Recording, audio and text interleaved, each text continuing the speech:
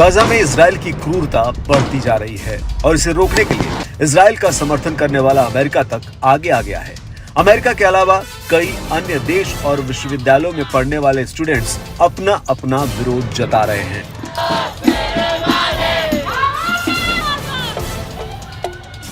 हालांकि इन सबको अनदेखा करता हुआ इजराइल गाजा में अपने सैन्य अभियान को आगे बढ़ाता जा रहा है। अब तुर्की के राष्ट्रपति रेसेप तैयप एर्दोगन ने बीते दिन चेतावनी दी कि अगर गाजा पट्टी में इजराइल की जीत हुई तो वो तुर्की को निशाना बनाएगा। एर्दोगन ने अंकारा में एक संसदीय समूह की बैठक के दौरान कहा कि इजराइल गाजा में नहीं रुकेगा और अगर इसे नहीं रोका गया तो ये दुष्ट राज्य अनातोलिया को निशाना बनाएगा। एर्दोगन ने कहा कि हम हमास के साथ खड़े रहेंगे जो अपनी जमीन की आजादी के लिए लड़ रहा है और अनातोलिया की रक्षा करता है।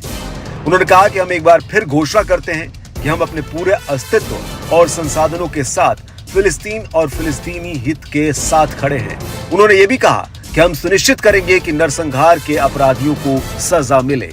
आपको बता दें कि पिछले कई महीनों से तुर्की के राष्ट्रपति गाजा में जारी नरसंहार को लेकर इजरायली अधिकारियों की कड़ी आलोचना कर चुके हैं।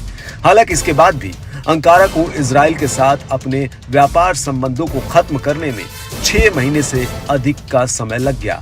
अंकारा ने पड़ोसी अजरबैजान से इजराइल तक तेल के व्यापार में किसी भी तरह की बाधा पैदा करने से भी इनकार किया है। ये जान लेना भी जरूरी है कि तेल अवीव सुरक्षा चिंताओं के कारण महीनों पहले अपने राजदूतों को वापस बुलाने के बाद चुपचाप तुर्की लौट रहा है। इस बीच तुर्की के विदेश मंत्री हकन फिदान ने यह भी कहा कि उनके देश ने अंतर्राष्ट्रीय न्यायालय ICJ में इजराइल के खिलाफ दक्षिण अफ्रीका के नरसंहार मामले में आधिकारिक हस्तक्षेप की घोषणा का फैसला लिया है। आपको बता दें कि इजराइल ने हाल के दिनों में गाजा में अपना सैन्य अभियान काफी तेज कर दिया है और अभी तक वो कई निर्दोषों की जान ले चुका है। इजराइल के इस रवैये पर कई देश और उन देशों के लोग नाराजगी जता चुके हैं।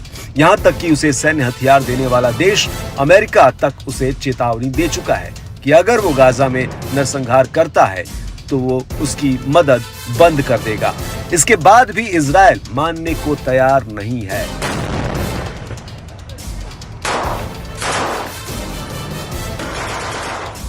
इजराइल का कहना है कि वो हमास को खत्म करके ही मानेगा। हालांकि हमास भी अकेला नहीं है, उसे भी हिजबुल्लाह और हूती का भरपूर साथ मिल रहा है।